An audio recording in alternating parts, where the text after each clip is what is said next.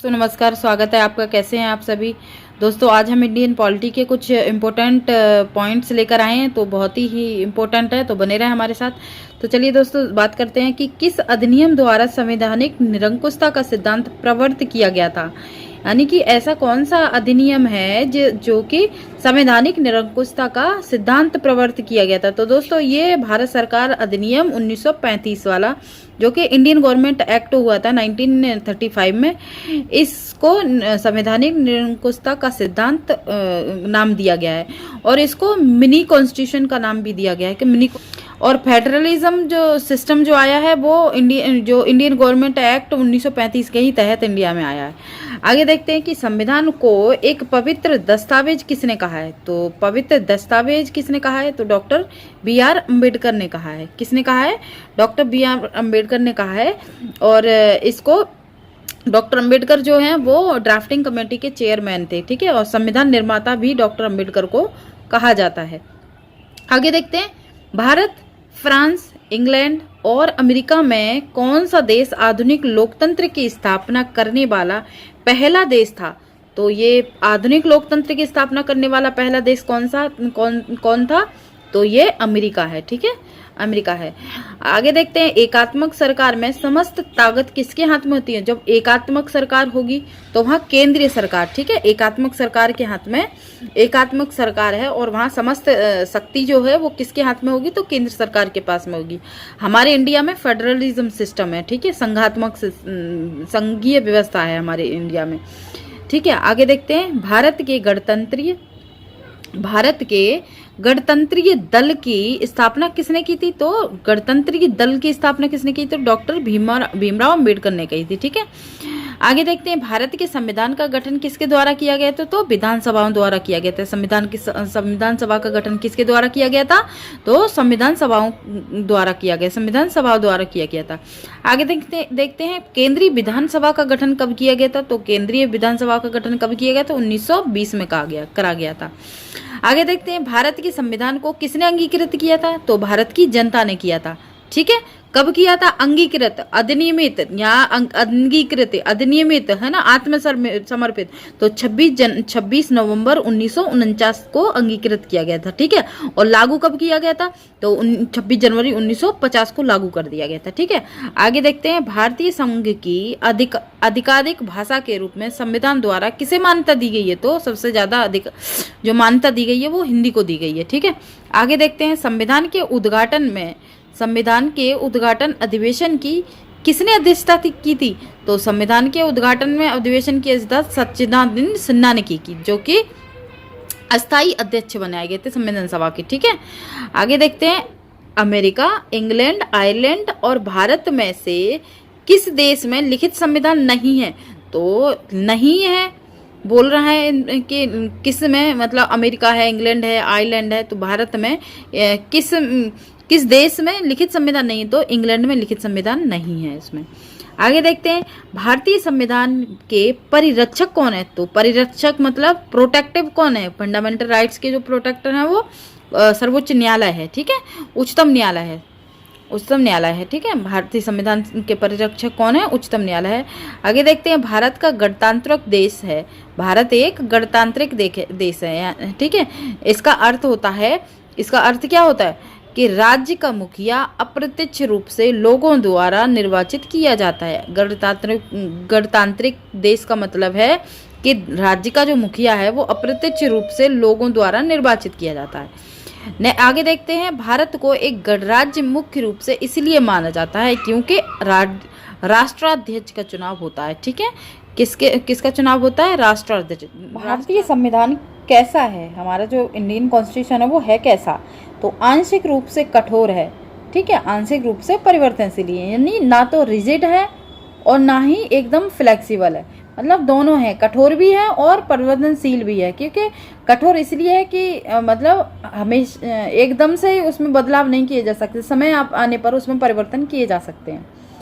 आगे देखते हैं, सर्वप्रथम संसदात्मक सरकार जो संसदात्मक यानी फेडरल जो संघीय जो है ना, जो पार्लियामेंट्री गवर्नमेंट है वो सबसे पहले कहाँ पर आरंभ की गई थी? तो ग्रेट ब्रिटेन में की गई थी।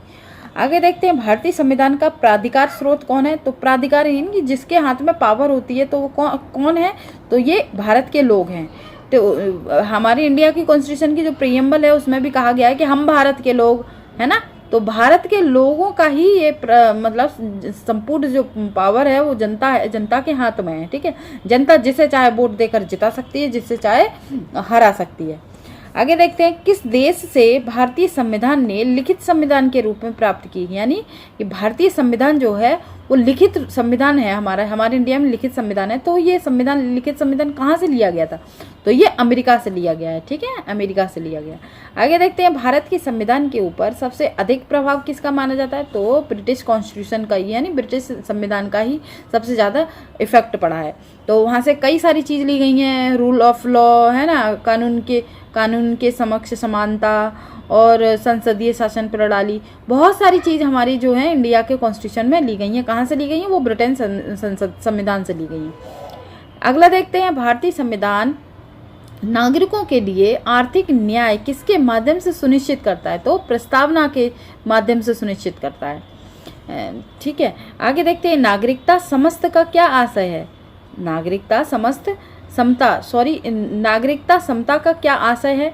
तो कानून या विधि के समक्ष समानता। यानी नागरिकता समता का मतलब है सारे व्यक्ति जो हैं उनके लिए कानून या विधि के समक्ष समानता, यानी किसी भी प्रकार का कोई भी कानून है, कानून सभी पर एक बराबर होगा, लागू होगा। आगे देखते हैं संसद के चुनाव में मत देने का अधिकार किस प्रकार का अधिकार है। तो कानूनी अधिकार है। आगे देखते हैं निःशुल्क शिक्षा का अधिकार कुछ सीमाओं के अंतर्गत संविधान के किस रूप में गारंटेड है। तो मौलिक अधिकार यानी फंडामेंटल राइट्स। शिक्षा का जो प्री एंड कंपलसरी एजुकेशन का जो वो है आर्टिकल है वो कब किस में है। तो 21A में है, ठीक है, 21A में आता है जो कि फंडामेंटल राइट्स है वो। आगे देखते हैं जब पत्रित वोटर एक वोट देता है और कुछ विशेष योग्यता वाले वोट से अधिक वोट देते हैं तो इस प्रकार की व्यवस्था को क्या कहते हैं। तो एक मताधिकार तंत्र बोलते हैं इसको। अगला देखते हैं संघ बनाने का अधिकार किस प्रकार के अधिकार की श्रेणी में आता है। तो संघ बनाने का अधिकार किस में आएगा। तो राजनीतिक अधिकार होगा, ठीक है, राजनीतिक अधिकार होगा संघ बनाने का अधिकार, कि मुझे अधिकार है संघ बना सकती हूँ मैं, है ना। तो ये यूनियन इलेक्शन कर सकती हूँ, तो ये किस में आएगा। तो ये आपका मौलिक अधिकार है, ये राजनीति पॉलिटिकल सिविल राइट आ जाएगा, ये सिविल राइट में आ जाएगा, ठीक है। मौलिक अधिकार का संरक्षक कौन है। तो सर्वोच्च न्यायालय है। अधिकार किस में निहित होता है। तो कर्तव्यों में होता है। भारत के संविधान का कौन सा अनुच्छेद भारत को कल्याणकारी राज्य घोषित करता है। तो कल्याणकारी राज्य जो घोषित करता है वो 39 में है, ठीक है। आगे देखते हैं राष्ट्रपति की कौन सी क्षमादान शक्ति के अंतर्गत दंड की प्रकृति को बिना बदले उसकी अवधि कम कर दी जाती है। तो परिहार है, ठीक है। आगे देखते हैं भारतीय संघ के राष्ट्रपति के पास वही संवैधानिक अधिकार हैं। भारतीय संघ के राष्ट्रपति के पास वही संवैधानिक अधिकार हैं जो किस देश के राष्ट्राध्यक्ष के पास है। तो ब्रिटिश राजा या रानी के पास, है ना। हमारे इंडिया में जो राष्ट्रपति के पास जो संवैधानिक अधिकार जो है वो किसके राष्ट्राध्यक्ष के अनुसार है। तो ब्रिटिश का जो राजा और रानी के पास है वैसा ही हमारे इंडिया के राष्ट्रपति के पास है, ठीक है। आगे देखते हैं भारतीय संसद राज्य के किसी विषय पर कानून बनाने के लिए कब समक्ष होती है। तो जब अनुच्छेद 352 के तहत आपात स्थिति लागू हो जाए।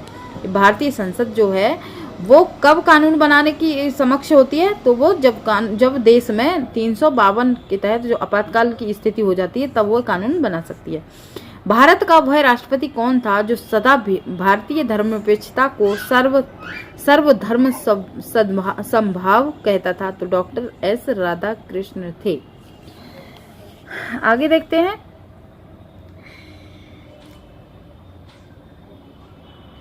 भारत का प्रधानमंत्री किस प्रक्रिया से बनाया जाता है। तो नियुक्ति होती है। भारत का प्रधानमंत्री की नियुक्ति की जाती है, किसके द्वारा की जाती है। तो राष्ट्रपति के द्वारा की जाती है। और कैसे होती है। तो जो मेंबर ऑफ पार्लियामेंट के बहुमत दल के, है ना, बहुमत दल के नेता को प्रधानमंत्री चुना जाता है, ठीक है, नियुक्ति किया जाता है। विदेश में भेजे जाने वाले विभिन्न संसदीय प्रतिनिधिमंडलों के लिए व्यक्ति का नामांकन कौन करता है? तो लोकसभा अध्यक्ष करता है।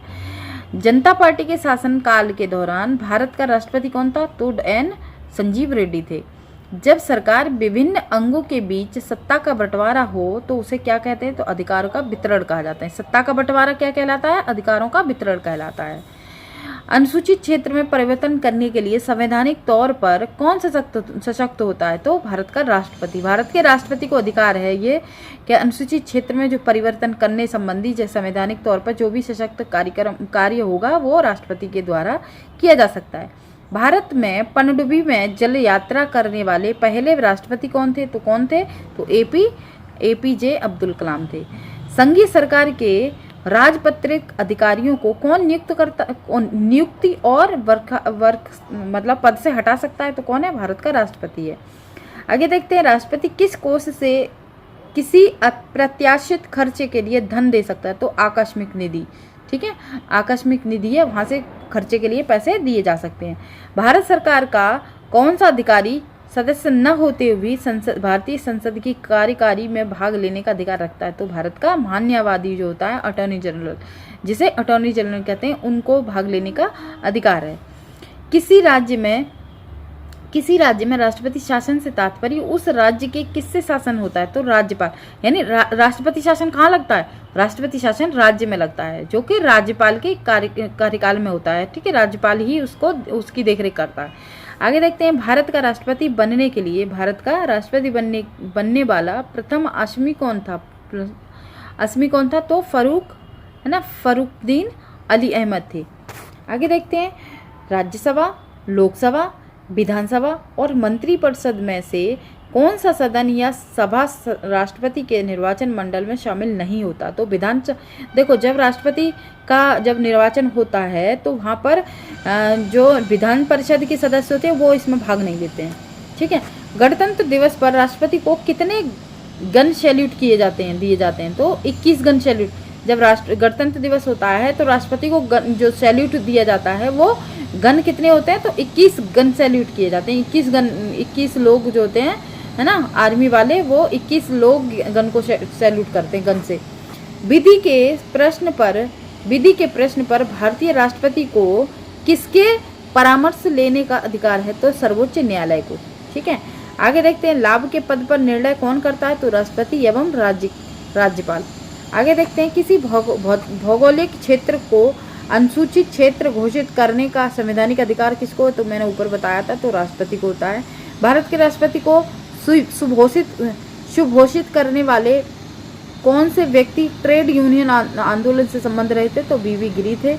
आगे देखते हैं, पहले अविश्वास प्रस्ताव और दूसरे अविश्वास प्रस्ताव के बीच कितना अंतर होना चाहिए? तो 6 महीने का। वही मैं आपको करा रही थी। तो दोस्तों, ये चैनल को लाइक करें, शेयर करें, सब्सक्राइब करें। Thank you so much.